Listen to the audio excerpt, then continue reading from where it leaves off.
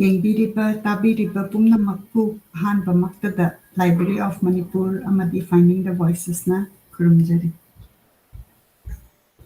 ꯂꯦꯡꯁꯤꯟꯕꯤꯗꯨꯅ ꯂꯩꯔꯦ ꯑꯩꯈꯣꯏꯒꯤ ꯚꯔꯆꯨꯋꯦꯜ ꯁꯦꯠꯁꯤꯗ ꯉꯁꯤꯗꯤ ꯌꯥꯝꯅ ꯂꯥꯏꯕꯛ ꯐꯕ ꯅꯨꯃꯤꯠ ꯑꯣꯏꯔꯦ ꯏꯃꯥꯁꯨ ꯌꯨ ꯑꯦꯁꯇ ꯑꯩꯒꯤ ꯏꯅꯥꯛꯇ ꯌꯧꯕꯤꯔꯛꯑꯦ ꯑꯗꯨꯒ ꯑꯩꯈꯣꯏꯒꯤ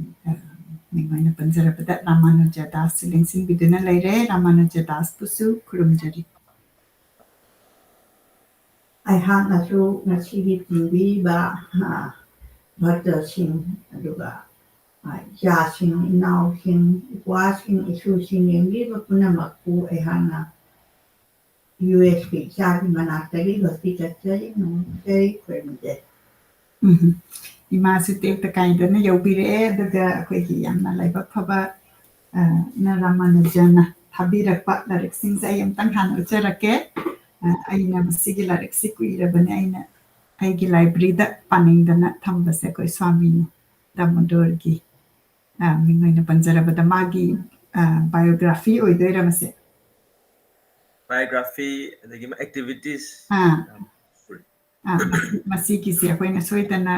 ꯃꯊꯪ ꯇꯥꯔꯛꯄ ꯑꯦꯄꯤꯁꯣꯗꯇ ꯃꯥꯒꯤ ꯃꯔꯝꯗ ꯐꯣꯀꯁ ꯇꯧꯔꯒ ꯉꯥꯡꯕꯗ ꯄ꯭ꯔꯤꯄꯔꯦꯁꯟ ꯇꯧꯕꯒꯤꯗꯃꯛꯇ ꯑꯩꯉꯣꯟꯗ ꯌꯥꯝ ꯀꯥꯟꯅꯒꯗꯕ ꯁꯤꯒꯤꯗꯃꯛꯇ ꯄꯤꯕꯤꯔꯛꯄꯒꯤ ꯊꯥꯒꯠꯆꯔꯤ ꯑꯗꯒꯤ ꯂꯥꯏꯔꯤꯛ ꯑꯇꯩꯁꯨ ꯑꯩꯉꯣꯟꯗ ꯌꯥꯝꯅ ꯐꯪꯉꯦ ꯂꯥꯏꯠ ꯑꯣꯐ ꯗ ꯚꯒꯕꯠꯇ ꯑꯗꯒꯤ ꯗ ꯅꯦꯛꯇꯔ ꯑꯣꯐ ꯏꯟꯁꯇ꯭ꯔꯛꯁꯟ ꯑꯗꯩ ꯁꯤꯒꯤꯁꯤ ꯂꯥꯏꯔꯤꯛꯁꯦ ꯃꯆꯥ ꯃꯆꯥ ꯑꯣꯏꯔꯒ ꯄꯥꯕꯗ ꯅꯨꯡꯉꯥꯏꯒꯗꯕ ꯃꯥꯜꯂꯤ ꯑꯗꯒꯤ ꯁꯤꯔꯤ ꯏꯁꯣꯄꯅꯤꯁꯠ ꯃꯁꯤ ꯑꯩꯅ ꯄꯣꯗꯀꯥꯁꯀꯨꯝꯕꯗꯗꯤ ꯀꯟꯇꯦꯟꯁꯦ ꯇꯥꯖꯈ꯭ꯔꯦ ꯑꯗꯨꯕꯨ ꯑꯩꯅ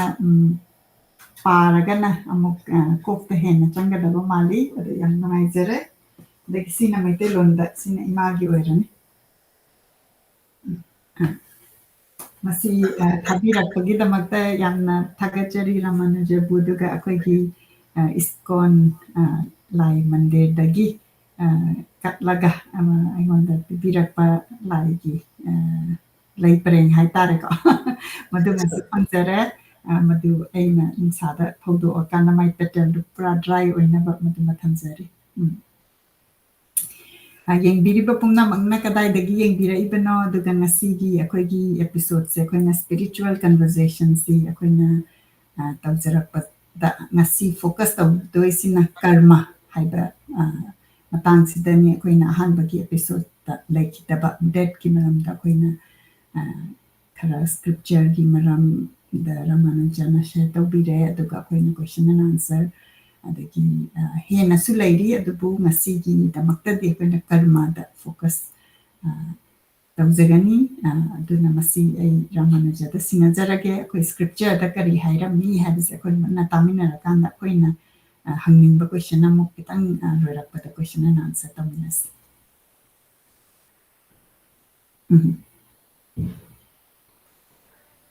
Hare Krishna. Hare Krishna. Nasigi Finding the Voices amasung Library of Manipur bunusibiduna kalingbiraiba sigi session asibu tabinabagidamuk lakpiriba tabiriba ahalaman lai guru maiben oja guru bhakta vaishnav khai puno opu tolayak nikono khurumjari amasung bhakti kachari nasigi najagadaba hiram asi karma haidana thamjabani karma haibase ayamba mipum khudimakna tanaraba thengnaraba nungtigi akoigi wari sanariba asidasu adumak yaunariba ngaktani asuki matik karma haiba masigi wahai asi masigi influence asuki matik pak chawkhre sanskrit ke wahai ojaraba taragasu karma haibase ngasidi english vocabulary da phauba yamna toina sizinaba wahai amasu oire amasung thoduhendokna masigi arthagase handragasu adu mipum khudimakna arthasi khangnabo wahai ama oirakle karma haibasigi matangda akhoibu takpi tambiramba sila bhakta swarup damodar swami guru maharaj iskon bu manipur hogokpiramba maharajna yamna telapna noma takpirami karma haibasi karino haiba kanda karma haibase thodo nongna khoina yam kanna dharma gi matang da yam kanna masi khallu bagi thodo padarkar oide hai takpirami karma haibase yamna scientifically ekhoina yengba yai masidi action and reaction or cause and effect haibajane cause and effect khudamuna hairaba kanda kanagumba miui amana khoina chaba kansida hakchang da pharoi doba adugo pochai khara chasilluba taragadi hakchang na changkhrabanina hayeng maduna puk nungairakta adagi hakchang da soalakpa haibase maside dum oiragadobani chasilurabanina chasilure thaksilure adugo mama tawrabanina akoina hujikan nahasing na haragasu akoina drugs kum sinaba khoba tawre adudi man hakchang sida nasaigi drugs se man kapsilure natraga masi chasilure adu taragadi madugi effect mahak lakpa tabana hakchang nungaitaba adi mathang mathang tongan tongan be magi resultant effect or reaction madu lakpa tabani masibune yakuna karma fall hairi base tawragadi kariguma thabam tawragadi madugi effect ama lakpum thoi habasina adu masi yakuna khara broader oiba khara khatang yakuna miyeng se khara pakthokna yengba kansida scripture singda shastra da asigi matang da yamna mayek lana asu pibiraga su leidi amasung hairiba shastra mayam sigi manungda Srimad Bhagavad Gita asidasu ani suba adhyay ahum suba adhyay amasung manga suba adhyay sida karma yoga gi matang sida yamna mayek lana panbiri koina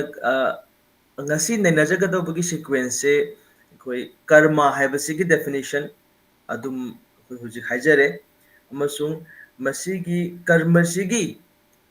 intricacies mayam se karibuno karma hairibasne karino masigi effects singsina kamai lakpano adagi karma gi koi categorization khara leiri koina karma haiba vikarma haiba akarma haiba amasung masidai sida